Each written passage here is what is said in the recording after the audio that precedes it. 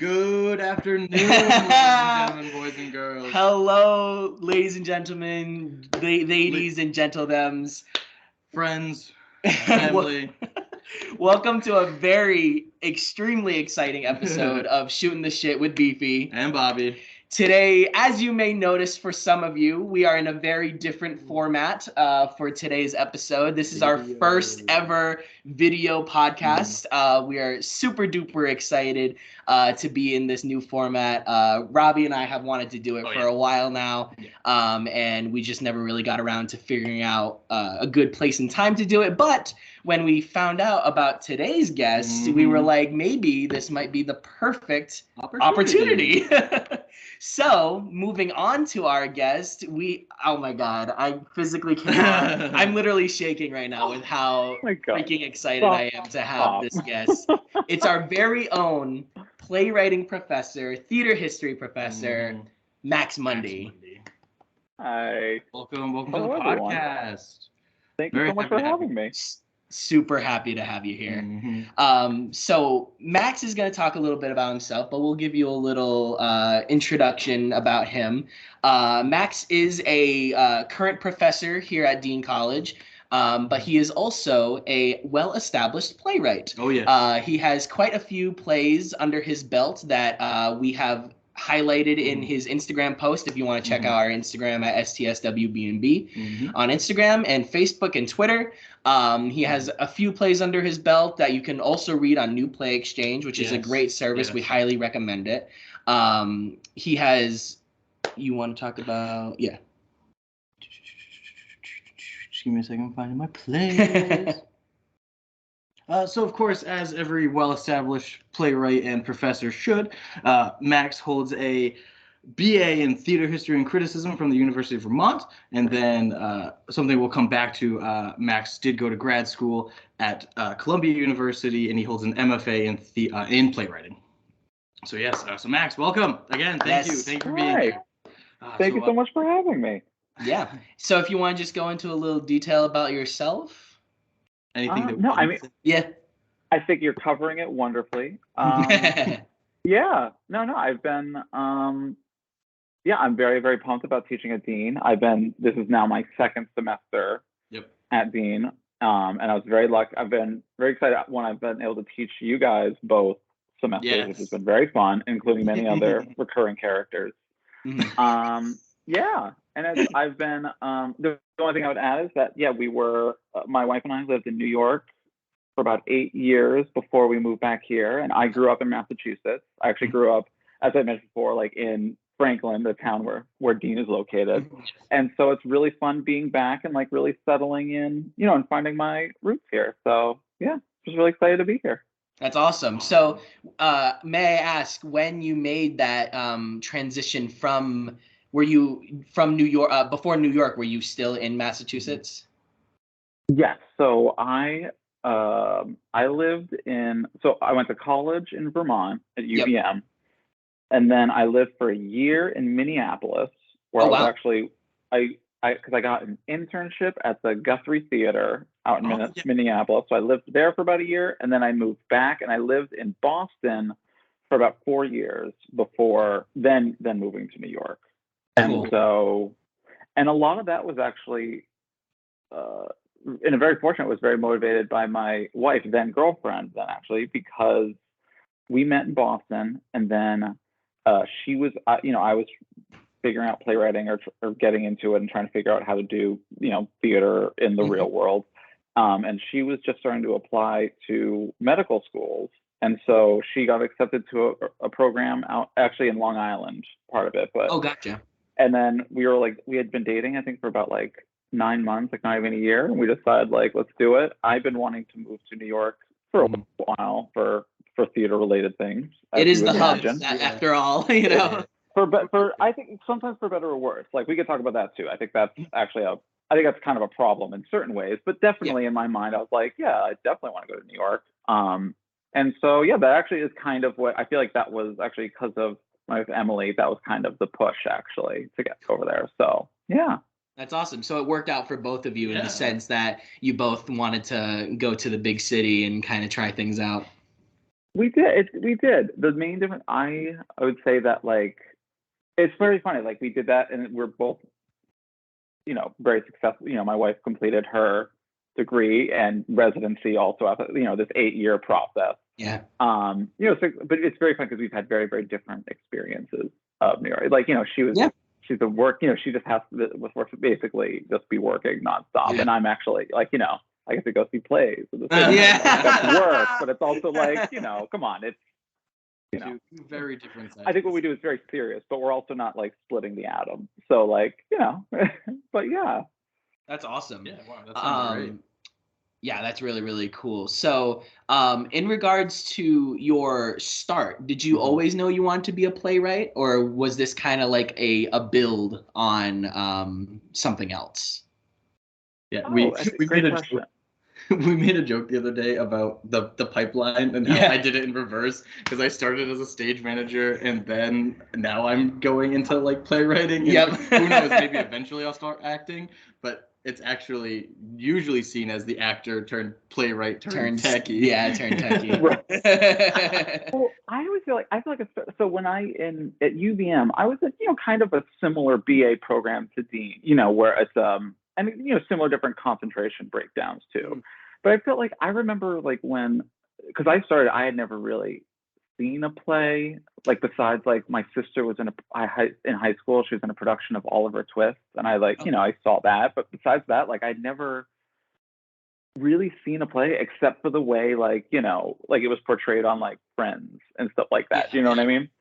And so I remember when getting to UVM, and then like I remembered I took an acting class in freshman year, and it was like everyone who gets into theater first, I feel like everyone wants to be an actor.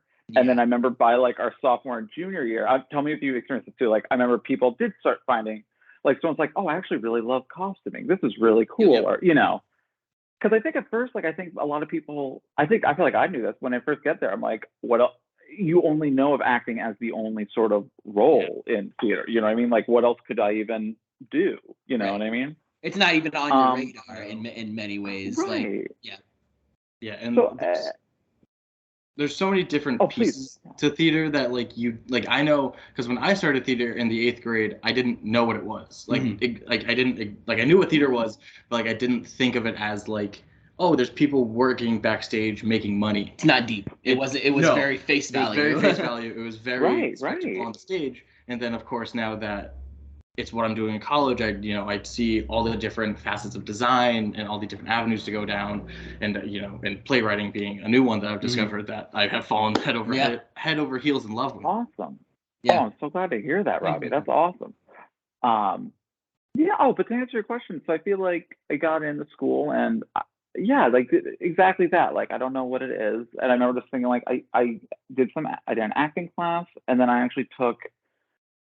Like I was so lost when I got into college. I was like undecided till like the last minute. I didn't even. I knew I'd like the idea. I think of theater. Like I'd like the idea of like art in general. Like I don't know. I think it was either that or my minor was Latin, so I also took like 8 years of Latin for like I don't know. Like so I feel like if I didn't do theater, I maybe would have been just like a Latin teacher. I don't know, which would be cool too. But. But I just really was totally oblivious. But then I met this really, really wonderful professor named Lynn Greeley, Dr. Lynn Greeley. She was kind of the theater history professor, or like sort of like that side of thing. Basically, like a lot of stuff that I'm teaching now at Dean. And she taught a dramatic analysis class, which is kind of similar. Wait, you two were not. You did not take the script analysis class. No, not right? You, yeah, no. We didn't take it with you. We had already taken it a couple semesters prior. Awesome. So, a similar type of, like, basically that type of class. And I remember just being really interested in it, and I thought it was really cool. And then that's when I first learned of what dramaturgy was, or like a dramaturg. Yeah, that's something that's never talked about. Yeah. Until I got here. Oh yeah, it's very like. I don't know, because it's still not even like like in Europe. I'm sure you maybe like in Europe, dramaturgs are a really big thing, but like in America, there are some like very like really good, but also like really like constantly employed as like freelance dramaturgs, Yeah. which is really cool. But it's definitely a tricky. A lot of times it bleeds either into like literary management or like teaching or like agents. Actually, a lot of agents. It kind of bleeds into becoming an agent. Anywho, but I learned that, and I was like, oh, that's cool. And like I really loved, as you probably have gleaned from it, like I loved really kind of analyzing and studying plays. I was like, that's really like, how does this whole thing work? It's really fascinating to me. And then I don't know, it was like, it was like this slow kind of build thing, because eventually, I think I got to my senior year, I had taken one playwriting class that they offered, and then I somehow got like, because I did my senior thesis, and I was able to turn it into like writing a play. So I like wrote, that was like technically like my first play was that. And I was like pretty hooked on that. It was very like we did. So I did like I organized a reading, and like so a bunch of friends came and we did a reading of it. My parents like came up, which was very cool, and it was like right before I graduated. That's awesome. That night, and that night was like very special. So that was actually our last day of classes as a senior, which is you're both seniors now, right? Yes. So spring semester, it's very emotional. It's an emotional roller coaster, as I'm sure you'll experience. We're emotional in a beautiful way. Oh, it's in a beautiful way. I have to say, this is such a beautiful time in your lives right now. So definitely revel in it. But like, so it was the last day of classes, and so then I did that, and it was very cool. And I defended my thesis that night, like at 9 p.m. I had to like go in front of my professors, and we talked about the play, and that was really cool. Like that was just thrilling. And then I literally walked out, and this sounds gonna sound super, super cheesy, but actually my parents are divorced. They divorced when I was like in middle school. Very amicably, I want to add. Like this was not a they're both very lovely people. They're just not meant to be. And so, and they were also it wasn't like a drawn out, dramatic it wasn't like thing, big thankfully. to do or anything, yeah. It wasn't, and it was, which they were, very deliberate about, clearly. But they've always been amicable, but obviously they're not together. So, and but then actually when I remember getting out and I was gonna call one of them, and then I had this like mild stress of like, who do I call first? Because does that mean does like I love one of them more? You know what I mean? Because I'm like doing that sort of geometry, which you kind of have to do. It's like a child of divorce. Yeah. So I think I called my mom first, and then I was talking to them, and then they were actually together, like in the car, like just talking about my play. Which I know this is going to sound very, very cheesy and very hokey, but I remember it was like at that time it was deeply touching, like this feeling of like, oh, my parents are like hanging out just because of the play I saw, but yeah, so this was all in one day. You know what I mean? It was just that was. And I was like super into it, and I knew from there. I was like, okay, I do think it was kind of like from there. I realized I was like, this is the only thing in theater I really want to actually pursue. Yeah. Every other job seems kind of awful to me, to be totally blunt. And I mean that with total love and admiration for every other job in theater. Yeah, I just do not feel equipped to do it. Yeah, you know what I mean? I can only do one thing. Right. But no, I think no matter what. Little like whatever your niche is in theater, that's how we all feel about the rest of them. Yeah. Because like me as a stage manager, I look at set designers and I'm like, I can't do this. Like you have a gift that I don't have. Or I look at Ethan and this dude is on stage singing his face off, and I'm like, that is a gift I do not have, and I'm very proud of him for doing it. But respectfully, no. And I just don't have the time management skills to be a stage manager. I'm not organized whatsoever. Like I need people to tell me what to do. I sometimes question the idea of like natural gifts or like I think either of you could do those things. I think it's a matter of like, do you want to put the energy in, which might to something that might not be necessarily as accessible to you as I'm saying. But like the energy to figure out the sort of like organizational skills to be a good stage manager feels so overwhelmingly exhausting to me. I'm like, it's crazy because you have to you're running the whole thing. It's crazy. It's all on you, to a certain extent, right? It really is a pressure-free gig. I can't wait. I love my job. I really do. But I mean, now that we're really like examining the idea of being like a playwright, I've at least found a new love for it, and I know Robbie can definitely say the same. I think it's because we're finding more of an appreciation for the things that we work on. Yeah. Like if I hadn't been taking the playwriting class while I was in The Importance of Being Earnest, I don't think I would have been as committed, not necessarily as committed, but as enveloped in the writing, because that's the thing that always throws me about older pieces is the writing, you know. But now that we've analyzed things, we've really dug deep about, you know, the way a story works, it made just that much more sense when I was going into this process.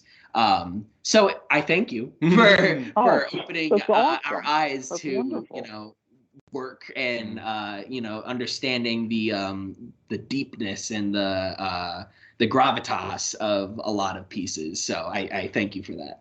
Oh, wonderful. Yeah. And so to Segue King right here. Segue King right here. Now after Ethan is talking about how we found a love and appreciation for the things that we work on, is there any play of yours that you have written that you maybe love more than the rest, or one that you have a particular, you know, fond or connection to rather? And I'll go ahead and say that my favorite play of yours is Take Me Out. The one about I can't remember the character's name, but the character trying to put a hit out on themselves and going to meeting the assassin at a bar. I love that concept. Oh, thank you very much. I think it's a great question. I think it's like, I don't know. I have a very, and this is something I try to talk a lot about in classes. I think the way we relate to our own work, and because it is kind of a relationship in a way, and as you of course know, and you know, it's funny, like certain plays, like a play that I'm very, very attached to is this play called Maybe Tomorrow, which is probably because it's actually been like, I don't know, one of my like more like successful ones, but that's also been kind of what's been frustrating about that one. Like, so it was the play I wrote. It was the first play I wrote that I felt like, oh, I can share this, and I still share it freely. Yeah. You know, any plays I wrote beforehand, I think are kind of, you know, just a little like me figuring it out and stuff. You know, like that play I wrote at UVM, I wouldn't really smith around. I love that play because it was like my first play, and it was deeply. It was so much fun, but like I couldn't even imagine reading it now. You know what I mean? Yeah. But the thing with Maybe Tomorrow, that was a play. What felt so special to me about it was an idea that I'd had for years, and because it came from when I was in Minneapolis. So this is now in 2008. I just graduated college, and I was, as an intern, I worked with this group of.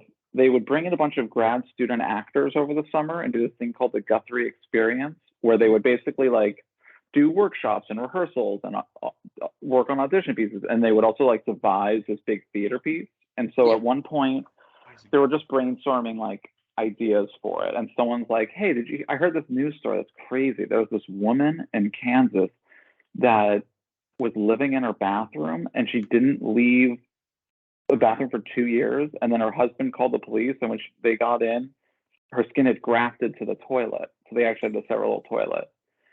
And I remember everyone said this, and everyone was just like, that's fucking crazy, right? They were just like, that's crazy, right? And everyone just then like moved on. And then that, I don't know why, and this is kind of like just where a lot of my plays come from, like that just like stuck with me. And I think the thing, not just like the grossness of it, but the fact that like kind of everyone else was like, oh, she's crazy.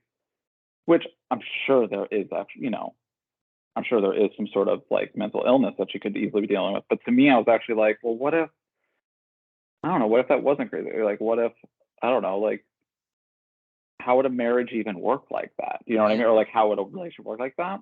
And so, but I thought about it for like 7 years, and it just seemed, and so I remember when I finally wrote it, and it felt like it came together fast, and it felt like, and then it was also just something because a friend of mine who was a director, who I just met him, and he was like, hey, I want to do something at the New York Fringe Festival. If I apply for this, will you do this play? And I said, sure. And he applied and he got in. And then that's actually what kind of forced me to write it. So I kind of wrote it really fast. And it was just really thrilling. you know? And so I really love that. The thing that actually, though, I like kind of struggle with now, like, so I feel like for years, that was always been my favorite play. And I've written a few since then, but that's like the play that's like still like, if I just meet someone and they ask like, oh, let's send me one of your plays, it still feels like it's like the get to know me play. Like,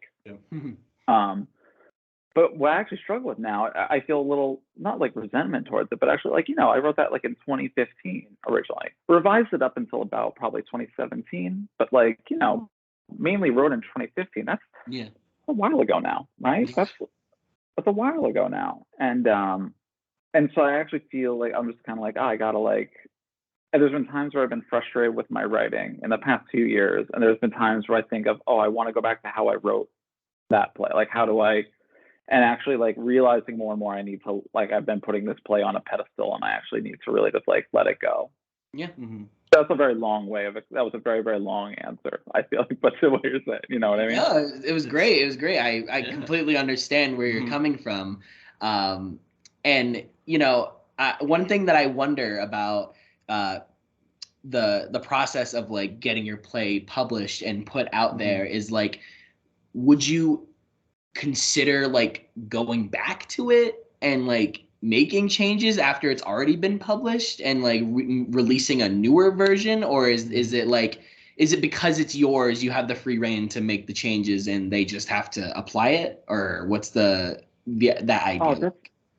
That's a great question. I think it's, and I feel like a lot of playwrights have very, very different opinions on this. I find it very difficult to say any play of mine is done. I think that's and part of it is because it's, what's great about it, and this is kind of one big point, is that because it's not literature, right? It's not a book. It's not going to be published, or, it might be published, but it's not going to be bound in paper and, a million copies made, right? Yeah. Because let's be honest, like, they might publish it, but like no one buys plays except for like theater nerds and like their parents. So like, you know what I mean? Like no one buys plays. Yeah. So, I think that's actually an exciting thing. Like I know like Samuel Beckett, for instance, revised all of his plays, even, the ones that had already like, I think, won major awards and stuff, like revised them all the time. So like with maybe tomorrow, like I do feel like that's the kind of thing is like, I feel like for the most part, it, like I would not want to take it apart and like rebuild. Like to me, like the core of it is like, it is what it is. Even if I thought of a different idea, even if I think I could fix it, it just feels like I'm a different person now. That's a different thing. Right. But having said that, I do think like if I would love to get it, I really would love to get it. Like I want that to have like a really good production. Like it hasn't really had like a full professional production. So I would love it if that happened. And in which case I feel like, especially with depending on the casting, I feel like small changes or just like writing things like, changes to better suit the actor. You know what I mean? Those kind of things I think are really, and I'm also I'm very, some playwrights really care about being word perfect, which I respect, of course. I'm pretty like, I like when the actors kind of can ad lib or, take some, make it more their own. So that I think is, I like to be pretty, or try to be pretty flexible on. But yeah, I feel like I'm only done with the piece just because I'm like tired of working. You know what I mean? I'm just like, I can't, you know what I mean? But who knows? Right. I totally understand that because coming from my perspective, on the side, I'm an artist. I do paintings whenever I get bored, or if a friend is like, hey, do you think you could do this? And I'm like, oh yeah, I'll take a commission every now and then.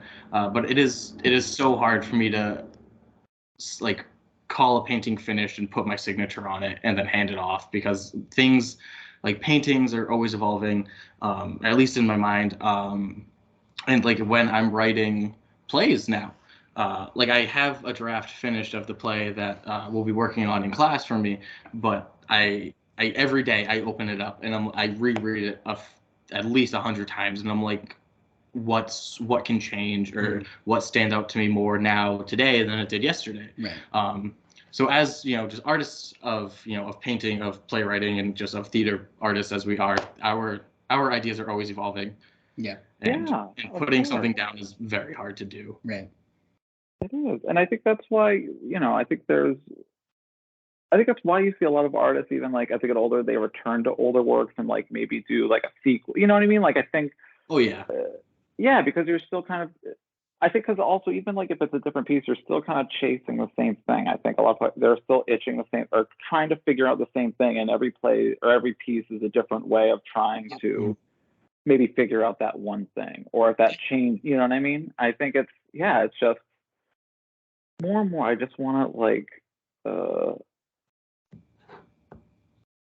I don't know, the more and more I can like integrate just like the way I approach life and art making as like the same thing of just it's constantly evolving. There's no and not worrying about end product or it's just this is what it is now. Yeah. You know? Absolutely. So since you have, let's see, how many plays? 1, 2, 3, 4, 5, 6. 6 that are at least published on New Play Exchange. I remember you had mentioned to us a couple weeks ago that every playwright has like their own universe. Like multiverse of characters. I think so. Yeah, you got the Mundiverse, right? The Mundiverse. So as you call I've often thought of it that way. So funny story, Robbie. The day you said that in class, remember how funny we thought it was, and like you called us goobers. No, to the point because it was like because your reaction was almost to the point I was like, are they making fun of me? No. I know you were, but it was I was kind of like, what's going on here? We were laughing. We weren't laughing at you. We were laughing about something that happened last semester. Last spring. Yeah. In theater history and literature class. I think that day in class you had taken a couple of minutes and you talked about your different plays. And then we cracked a couple jokes about how they're all connected. And so then I, out loud, or to whoever was around me, I was like, guys, it's the Mondi theatrical universe. Get out. And so that's why it was so funny, because we had made this joke already months ago. That's insane. It was almost like full circle when you said it. So like the dots connected in our brains, and it was just like, he said it. He said the thing.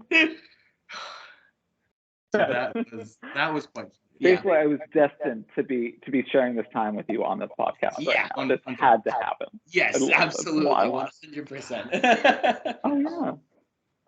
Well, it's funny because that was something a friend of mine in grad school coined. Actually, was what he called that after having read a couple of my plays. He was like, "This is the Mundiverse," and I thought that was actually really cool, and it actually helps me writing kind of in a way to think of them all as like part of the same world or something. Yeah. Like that. What I'm curious as to what that means to you as the playwright himself. Like, does that? I don't mean like, are you gonna go and make like the Marvel universe, or something like that? But like, does that influence each play after that, or is it more of just like something you keep in the back of your mind? A great question. I think it's very hard to say because then it's almost like one of those things like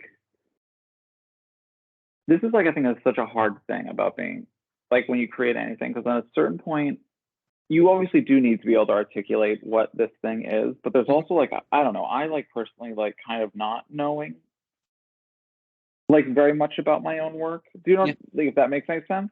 But what I could say is I feel like it started with just kind of like what my sort of like style is, which has been a lot of like kind of like pretty absurdist, very kind of like I've always been very fascinated by very the banality of life, if you will. Like I'm actually very interested in sort of remember what Delaney said in class yesterday when she was like talking about her piece and she was like, they're just like humans. You know what I mean? And she was like, I'm like, yeah, that's been the essence of what I'm interested in. It's just like the weird, awkward being of life. And I've just always been really interested in, I don't know, like people that we think are very, very weird or dismiss quickly. But then I'm always kind of like, well, what is that like? Like, what is that life like? And so I don't know. And so the way I kind of think of it, and what's so funny, just yesterday, because I was working on something and I started actually diagramming out how all these places are connected. And it just, for whatever reason, it just kind of like energizes things. So I kind of think of it as just like it's this town where there's probably a college or like a small city. And I don't know. It's like, I think each of my plays is like in a different location around there, and they're all like, I started thinking about, oh, it'd be really cool to, as I think I've mentioned before, like I haven't seen any real Marvel movies, but I know a thing they do obviously is a lot of the Easter eggs, right? Where they'll like make reference to something in that, like that kind of, even without having seen any of the Marvel, I do love that kind of stuff. Or I love, as someone who's been extremely obsessive, his whole, like that type of stuff is like very fun to me because it feels so like finding those connections. And so, and also just putting it in like an order. Like if I just like if I'm struggling with the scene, if I just think like, well, what is this character doing a few years from now with this other person? That's why I gave a lot of those exercises earlier on, having characters jump around, because for whatever reason, I think like then that'll inform what they're doing now. If I can figure out what will happen to them in the future, if I jump around their life. So I think it's finally like it's a thing, even compared to the MCU, because it's actually like, I'm not writing action adventure. I'm writing about, someone who's like not paying their part of the rent. You know what I mean? Like I'm writing about very I don't know, everyday life things in a weird way. But for whatever reason, it's all these things that I always think are like really, really sad. But then every time I put them up, people laugh in the audience. I'm like, I don't know, whatever. Okay. Yeah. Cool. I don't know what we're talking about. That is okay. Thank you so much for all of your wisdom and just talking about playwriting as the art form that it really is. And speaking of art form, I would love to now segue into our next segment, our new artist hour segment. Yeah, so the star of this week's new artist hour is Dean alumni Olivia Amaral. Olivia graduated this past May with a BA in musical theater. But alongside her amazing performance abilities, Olivia is also an extremely talented artist. She is open on Instagram for digital commissions for her beautiful and unique style of art. We commissioned a piece from her, actually, and we can't wait to post it very soon on our Instagram. But you can go check out her Instagram and her artwork at Obronfinx. That's OBRONFINX on Instagram. Yes. So shout out to Olivia. Please go check her out on Instagram, and you should absolutely shoot her a message and give her a commission. Yeah, she's amazing. Absolutely. She's awesome. Love you, Olivia. Love you, Liv. Talk to you soon. Cool. Awesome. So, Max, one of the burning questions that I have for you is, what inspires you? What or who inspires you, rather? Are there any playwrights, plays, anything that you have drawn a close connection to, that you try to envelop that into your work as well? Or is it more of like, I'm going to look at everybody else and figure out what I'm not going to do? No, I think it's like I think it's both. So you're talking about inspiration more from like other artwork, basically, right? Like that, like I get. Okay, great. Oh, that's a great question. So like, what's funny is like growing up, I think I've mentioned this in class too. Like, I watched like so much TV as like a kid. Like, I mean, who doesn't? But like, again, I'd never seen theater before. I didn't go to the movies a lot. Like so I watched like sitcoms so much. So I feel like there was actually, especially in my early writing, it was actually like, especially like I grew up watching Seinfeld. Like, oh yeah. I mean, I can remember watching the finale of it when it aired, in like, was it 97 or 98? That's, I'm getting up there, gang. But but obviously it was at that point already syndicating, and any given night you could watch like 4 episodes of it, because it was just on the local station. And that was actually, for a while, it was a huge influence, I realized, because especially my early writing, I was just writing all of these just like Larry David bits, kind of thing, to a point that I actually felt like I needed to, like, I don't know, like be more like not stop, but just like be really aware of that. And I think that's, you can't really pick where you come from, right? So I think that's just like still ingrained in me. I would say the next thing that was really big was in when I moved to Minneapolis, one of the first productions I worked on, I assisted they had a 3 dramaturgs on staff at the Guthrie Theater, and they had this one dramaturg named Michael Lupu. Everyone called him Mickey. He was this very, very old Romanian man who was just brilliant. I mean, he had just been working in theater for decades and decades and knew everybody and knew all these plays. He was really cool. Very, very tough.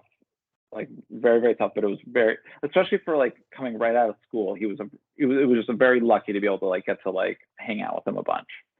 And we did, I assisted him because he was dramaturging. They were doing a production of The Caretaker by Harold Pinter, which is of course, we read that earlier this semester. I also had students in the script analysis class read Betrayal, which is one of his bigger plays. And Pinter became a very big thing for me, to the point, again, another thing that actually I noticed, like I was just copying him, like I was just putting pauses and everything, and kind of like copying an aesthetic, which I think when you're first figuring it out, that's a lot. I talk about this a lot, like you're just kind of borrowing from people, like trying it out. How does this work? Yeah, in a lot of our like preliminary classes, like I know like Ali said it a lot in not tech one, in basic performance one. Jim tells us all the time, when like whether you're in an audition room, whether you're reading a play or just whatever you're doing, if you see something you like, steal it. Yeah. That has been put in our head since freshman year. So that makes total sense. Because I mean, what are theater artists if not just the product of everybody else around you and everything that you absorb? You take the best, maybe even sometimes the worst parts of everybody that you work with, you idolize, stuff like that. So you just, if anything, you solidified that fact, which is really awesome. It's just all coming in. It's just, what I mean? It's coming in and out. You know what I mean? Yeah. And basically, it's like Pinter was sort of my first like playwright that I got. Like I went and like read as many of his plays as I could find, and really dove into. And so I feel like that was also the first sort of like, it really started making me think about theater a lot more. Like I felt like I came in before, I was always seeing theater, but always from like, because I'd grown up so much with TV and movies that I was constantly like, it was always in relation to that in a way, and actually started seeing theater as a form unto itself. That was what was kind of the best time about that time in Minneapolis, because I literally moved out there and didn't know a single person, so it was just like by myself. Yeah. So I just like spent all my time in that theater just reading as many scripts and going to as many rehearsals, because I had nothing else to do. But that was like it was like another year of school. It felt like it was awesome. So that was huge. And then I would say the other playwright that like has always been really big to me, and I've mentioned her a bunch of times, is Annie Baker. It's a really I remember reading that and seeing her plays and reading her plays, and it was almost like oh, that's what I want to do. Like this is this type of world, this energy, all this stuff I'm like, this is it. Or it was one of the things that you're like, when you see something, it's like, oh my God, she like made this for me without even like this is like hitting all the buttons. Yeah. We just went over The Flick by Annie Baker in lovely class. my staging and direction class. And cool. it's probably, I can't even describe it. It's too real almost, like it hyper realism. Like, it really feels like I'm just watching or reading somebody's life story. And like you can almost like relate to at least one of the characters in it, no matter what it is that you're reading by Annie Baker. It's kind of crazy, because we think of theater as like fantastical and super absurd and like crazy, but sometimes like even I feel like if anything it's more of the realer plays that end up being the better ones sometimes. I know I love plays that feel like you're just a fly on the wall. Like you mentioned Delaney's piece in class. Oh my God, that felt like I was just a fly on the wall. But yeah, definitely the plays that are set in realism and are closer to realism and naturalism tend, at least to me, they tend to be more interesting or inviting. I think obviously that's what's great with it, like the fantastical stuff. We always need that stuff, right? Like I mean, I was long very snobbish against musical theater for no reason until like I really started studying it in grad school, and I loved it. And now I like, I still, my knowledge of it is still very, very small, but like, Me too. so I mean, on that one hand, it's like the musicals are incredible. They're huge. But I do say, in terms of the theater I create, I am much more. I'm always interested in quietness. I'm interested in pauses and silences in theater. I think are like the most jarring thing in the world. Like those kind of things. Yeah. That's what I like sculpting with that stuff. Right. Yeah. When audience members show up to see a production and they're expecting, all talking all the way through, and then it's just dead silence, and you can hear a pin drop. And it's like you can even hear like the cars outside the auditorium or wherever you are, That's, I totally agree. It's really it's reality checking for audience members, which is really, really cool. It's when you realize that actually what we're doing in theater is that we're actually bending and manipulating time. Like that's actually all we're doing, is that we're we're literally messing with time to the point that like it's actually the only thing that's maybe real. I think that's kind of what theater shows us. I love anyone in theater just has a major God complex. That's true. It's pretty true though. Like kinda, I guess. Well, it's kind of like, I don't know, it's like, yeah, I guess it is. Or it's just trying to be like, if you're a playwright, you're quite literally playing God. You are the God like of that you are making rules. You are setting the things that happen. You are bidding fate to a bunch of, I mean, granted, not real individuals, but individuals in your mind. Often in the image of myself or those that I know. Yeah. You know what I mean? That's a good point. Maybe so. Was it you who said that you should use maybe it wasn't. I forgot, one of my professors said that you should use real people's names in your plays, like, or if you're working on something, like sometimes use people's real name that like but nobody else will know. Oh, totally. Because it's more of like not only an Easter egg for you, but it's also like if it was somebody who did you wrong and then you go and you kill them off in your TV show. It's like, it's kind of like a redemption in your own mind without having to actually do it. I love that. Also, you kind of, because you have associations with that character, so you're going to bring that energy to that character. Exactly. That's really good. Exactly. Yeah. But then, I'm awful at naming characters. Just as a playwright and just as an artist, we are constantly pulling inspiration from the world around us. Like we mentioned earlier, that's all we do. That's all theater is. But yeah. Absolutely.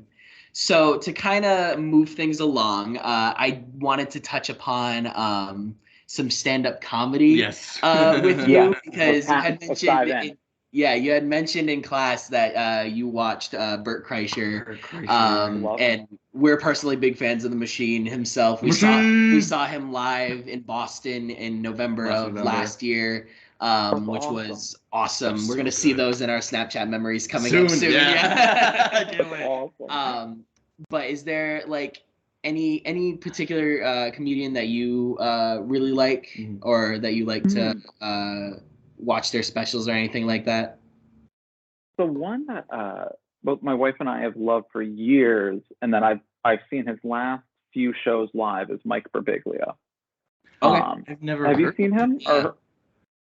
He is definitely a stand-up comedian, but I would actually also argue that what he does now or what he's been doing is a little bit, it kind of bleeds a little bit more into like one-man show kind of, or it almost kind of straddles the line between what we think of as like theater and stand-up in a way, because actually his he's now doing his second show on Broadway now. I think he just started the previews or something like that. So he's doing like pretty big scale. What I love him, I think he grew up in Massachusetts, I want to say. He's from I just Googled him. He's from Shrewsbury. Okay, there you go. Yeah. And just very kind of self-deprecating, but he also just like will he's really, really good at, and this is where it kind of doesn't feel as much like stand-up, is he tells all these really, really funny jokes, but then he always finds this like these moments of like deep sort of pathos. Like he does this thing really well where he'll like tell a joke and then he'll suddenly just like drop a line of truth or something that just like makes the audience go silent. And it's like really give an example. I don't think this will spoil much. A really good special is his. It's called The New One, and it's actually about his sort of reluctance to become a dad, and about how he was like really kind of scared about it, and then about his sort of, and then talking about becoming a dad. And he talks at one point about he's telling this long story about like how this brutal time they're having with their baby, and he like admits openly it was kind of at this moment he's like, I get why dads leave. And because the way now I'm saying it's like completely obviously out of context, so it just sounds like he's saying a really dickhead thing. Yeah. But what is so incredible is because what has made everyone gasp was because people actually, it was that moment of when you're just kind of like, oh, I think that too. Oh shit. Yeah. He just said what we actually are kind of thinking. Do you know what I mean? Like, and that's what was, and I think that's like a really incredible thing. That's why I believe in most of the things are on Netflix, actually, I want to say. So highly recommend sure check them out. I think it's interesting that you said that it borders theater and stand-up comedy, because Hassan Minhaj has a special on Netflix, Homecoming Kid. And it's something very similar to that. It's like, jokes and jokes and jokes, and then he drops like a major bomb, and it's like, whoa. I thought this was a comedy show. I thought this was a comedy show. I came here to laugh. But it's like, because it almost is like a hard reset on everything. So that you can go from jokes, pause, kind of build it back up, so that it's like a roller coaster type effect of like you're not constantly laughing the whole time. You're not constantly crying the whole time. It's like you're a little all over the place, which I think is really, really cool. And I think a lot of that can really be related to Oh Hello on Broadway with John Mulaney and Nick Kroll. Or I'm sorry, Gil Faizon and George Sandlingham. Because it is a piece of theater in the end. It was on Broadway. It was on Broadway. It was on Broadway, And though it was personified through the idea of stand-up comedy, sketch comedy, and all that, it became a piece of theater that has all of the qualities and like it follows the format, it follows the key points of a piece of theater. And I think it's where it's more leaning towards the theater side, but there are that moments of the laughter, the deep, the absurd, the craziness. Like it checks all the boxes of theater while also still receiving and providing the format of a good stand-up comedy. You had mentioned that you really like Oh Hello. Any input on that whatsoever? Oh, I've seen it. I've watched that Netflix special probably like 10 times. I love it. Actually, I think it's so funny. I remember when I was in New York when that was playing. I think I wasn't able to go see it, but I remember a lot of theater people were pissed about it because they were like, they're like, oh, it was one of the things like they're complaining about, oh, great, these like kind of like more Hollywood, bigger names are just using the space that could be used for a play, And it's like at that time, because when I was also in grad school, I had some of my professors are actually like Tony voters, so they have to go to like every show, so they're like pissed they had to like go to this basically. And I remember like a bunch of us were like, "But it's hilarious. What are you talking about?" Like, but actually, not to get like my input on it, not to get all like nerdy theater history, but actually like please do. When some of the earliest when Broadway started, it was mostly vaudeville acts, which were literally just like two guys telling jokes and stuff. Like, I actually think Oh Hello is actually very much is completely in the tradition of Broadway theater, actually, in every way. Especially it's making fun of other Broadway shows. It's like making these like very niche, very, very niche, like very, very niche inside baseball jokes. And I think it's completely of that. I also always thought, because people talk about, because no one watches the Tonys, how like the Tonys get the worst ratings ever. They should have had Nick Kroll and John Mulaney host the Tonys one year when they were performing, because obviously they were never going to win a Tony or be nominated, right? But they should have hosted the Tonys that year, and they would have gotten great ratings. That's always been my take on them, because everyone loves John Mulaney and Nick Kroll. Yeah. Imagine if Gil Faizon and George St. Geegland hosted the Tonys. Oh my God. That would be perfect. Because I mean, a lot of it, I think it would be like the making fun, like poking fun at theater and stuff like that, but also like it's kind of paying homage to it as well. Because I mean, the whole idea is that their set in the production was just a bunch of pieces from the factory, from the warehouse in Secaucus, New Jersey, of like a billion different pieces from different shows. The only thing that they didn't bring with them from New Jersey was the cast of Newsies huddled around a flaming garbage can. That's the best. Yeah. I love that joke. It's so funny. We could make so many references and bits to that show. It's so good. But I think as a good fun, or not fun rather, but a good ending segment, because you had mentioned that you were in New York in grad school while Oh Hello was running. So let's talk about grad school, because I'm sure. Are you very interested or curious about grad school? It's definitely on the radar. Yeah, sure. Okay. And it's something that professors bring up to us more often now that we're seniors. Yeah. But then every professor and everyone who has or has not gone to grad school has an opinion about grad school. So if you would please, as someone who went to grad school at Columbia University, just how was that? What was your experience at Columbia? How did you choose Columbia? And like what was your decision like to go to grad school? Because it's a very individualistic thing to choose or to not choose. It is.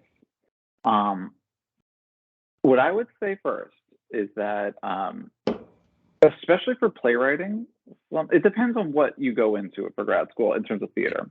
For playwriting, I feel like there was this pressure now coming up, but there was a lot of pressure. I think there was this feeling among a lot of playwrights that you had to go to grad school in order to make it, which I think wasn't true, and it still is not true. And so I do want to say, first and foremost, that I really think it's important to resist exterior pressure to go to grad school. If you want to go, awesome. Because to be totally honest, I feel what I'm really glad for is I feel like I went for good reasons, and it was a good time for me to go, and I loved it. Columbia was wonderful. I mean, I had astonishing professors. I mean, I took classes with David Henry Wong and Lynn Nottage and Chuck Mee, and then also like Janine Tesori taught a class one semester. And then also and then all these like really, because it was in New York, all these like great theater artists are around, so they just drop into classes and stuff like that. Anne Bogart had a class, like I took a couple classes with her because she runs the directing program. Oh yeah, it's an embarrassment of riches in a way. I mean, and she did a class where it was called Visiting Artists, in which she would just bring in just incredible, like Tony, Pulitzer, people with the biggest resumes you can imagine, and we just get to ask them questions and stuff. And I was very lucky. It was me, my co-art playwrights was me and 9 other playwrights who I loved all of them. We were, which is not always the case with grad school. Sometimes different cohorts in all the different fields, whether it's acting, whatever, we got along, I think, really smashingly. We were not petty or competitive. I feel like even though we weren't necessarily all like best friends, I think we all like really respected and admired each other. And so like, we were in class, like reading and, giving feedback on our work, like we're doing now in class. Yep. Everyone was really, everyone was like really wonderful. Like we were a good machine. So like, I loved it. And I thought Columbia was amazing. The thing is, and to be totally blunt about it, is that it's also crazy effing expensive. Grad school a lot of times is criminally expensive. And that's a whole nother conversation about higher ed. And there is a major problem in higher ed in general about cost, which is, I don't think that's saying anything really controversial. Everyone knows that that's an issue. So the thing is, so I was very lucky in that I did get I got a certain fellowship for something, so that actually subsidized it quite a bit. So I was pretty lucky in that sense. But a lot of people are paying, taking out crazy loans to do it.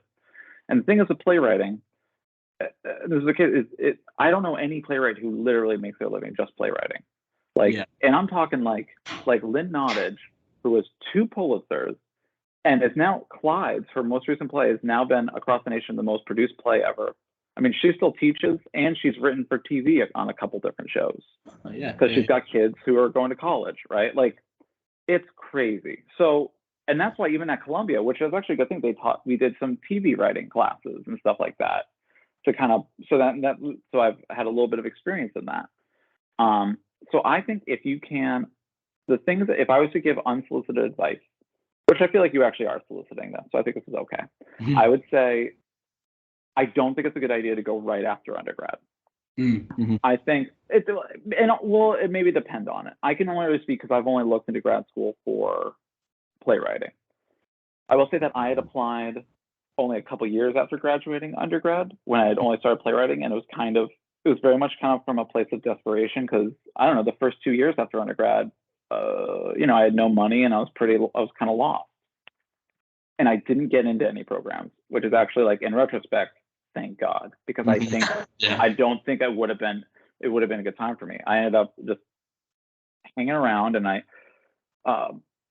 like started a writers group, and then which we could just share each other's work, and then I just started writing, and then by the time I went, I was actually like 29 when I turned 30 in the middle of my first year of grad school, and I was actually on the older side of most other students.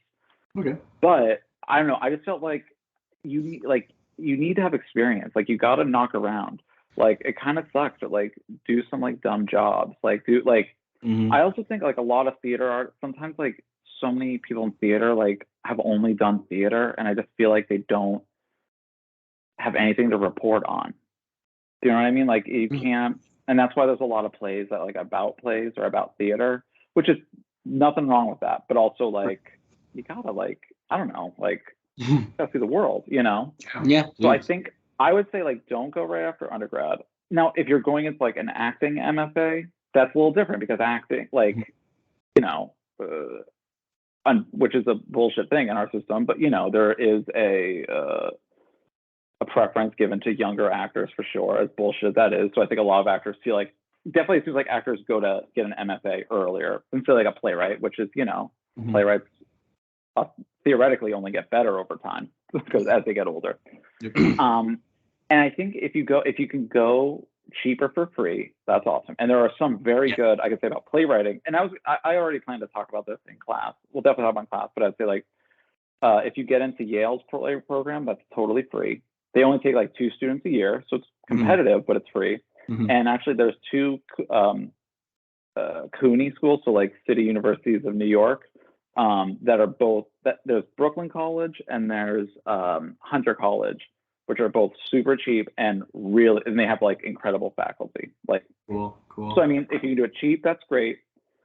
And if you go because you think this is what you need for your career, I think you're going to have a really bad time. Or I think there's a lot of people who do that. It definitely does help your career. Like, for God's sakes, like, I think part of what helped me get this job at Dean is I had David Henry Wong wrote me a letter, right? Like, that's real, right? Yeah. But I think if you do, I think the real reason you go is because I want to get better at my craft. I want to get better at this, and and more importantly, I want to be able to spend like a ton of time getting better at this. You know what I mean? It's because it's taking a break from, because especially if you do something like Columbia, that's full time. Yeah. I think you can kind of do a part-time job at the same time, but honestly, if you're doing it, like, I think you gotta just kind of commit to it, which is hard because, again, it's talking about loans, stuff like that. But if you want to have also just like 3, as opposed to like before that, I was working admin jobs, so I'm getting home at 6 o'clock and then I'm writing till 9, as opposed to like, going to grad school and it's like I'm writing from 9 a.m. till noon. You know what I mean? Like, I'm writing during the day, and I'm like, and I'm writing a ton LS7, and I'm writing 3 things at once, and it like trains you to like, oh yeah, I can do 3 things at once. This is great. I can have a lot of things, you know. And I feel like those are the reasons I went. Whereas when I first applied, I think it was because I was feeling desperate or I needed something for career. And I'm so glad I didn't get in then. Yeah. Then how does that hit, or how does that compare with what other people have been telling you about it? Well, you've definitely said a lot of things that I have already heard. And I don't know how much you've talked about grad school with other professors. But most of what I've heard about grad school is definitely you don't always have to go right after undergrad. Definitely, and also it is, like I said, it's very individualistic. It's very what your craft is, and like because most of what I've heard about grad school is you don't need to go to grad school unless you're ever going to teach or unless you ever want to teach, which I agree with and disagree with in some ways, because definitely if you want to be an educator, you should have the higher degrees, of course, to prove that you know what you're talking about. But then also sometimes it's hard to find grad school programs because, like you said, it's so expensive.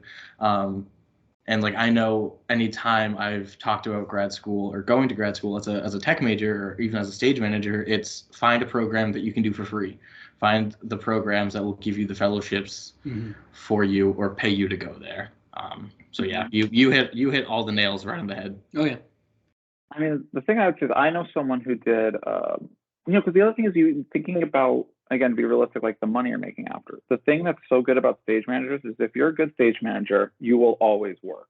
Yeah. You will work because people are desperate for good. Unfortunately, our theater industry is lousy with so many actors and playwrights who want to do it.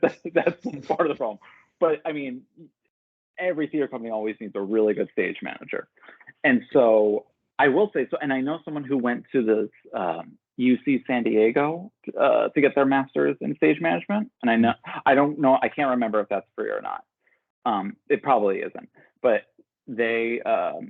she got this amazing experience. And then she was for years was stage managing on Broadway. She's done like 4 or 5 Broadway shows and she works nonstop.